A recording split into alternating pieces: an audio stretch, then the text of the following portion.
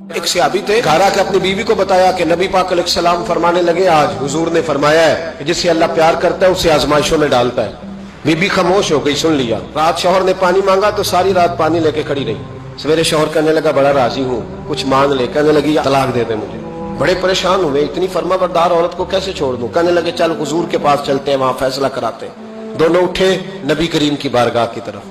रास्ते में सहाबी का ठोकर लगी, पैर की घुटना जमीन पे लगा, फट गया, कई जगह से खून निकला।